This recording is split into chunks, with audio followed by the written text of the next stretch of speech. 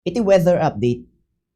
Apektaran iti southwest monsoon di Metro Manila, Ilocos Region, Benguet, Abra, Calabarzon, Zambales, Bataan, Tarlac, Pampanga, Nueva Ecija, Bulacan, Marinduque, Occidental Mindoro kan Oriental Mindoro. Iso na ulap aging gamapatupatok at tudo kan nagaruti paniempo.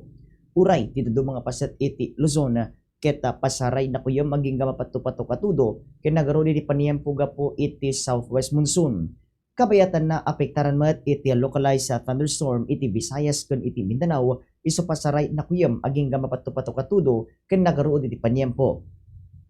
Ti temperatura kadigiti na dumadu mga lugar ti Luzon iti Vigan 28 degrees Celsius, Baguio 23 degrees Celsius, dito kay Garao 31 degrees Celsius. Ti Visayas, Rojas ken Cebu City agpada nga 31 degrees Celsius, Iloilo City 29 degrees Celsius.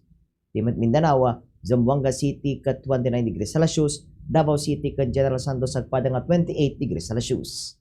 Simingising ti init itatay bigat alas 5:41 lumnat intun madamdama alas 6:22. Katito ti weather update para iti Bombo News and Views. Siak ni Bombo Mart Joshua Kabasan and this is Bombo Radio Philippines, the #1 radio network in the country, your trusted source of news and information. Basta Radio, Bombo!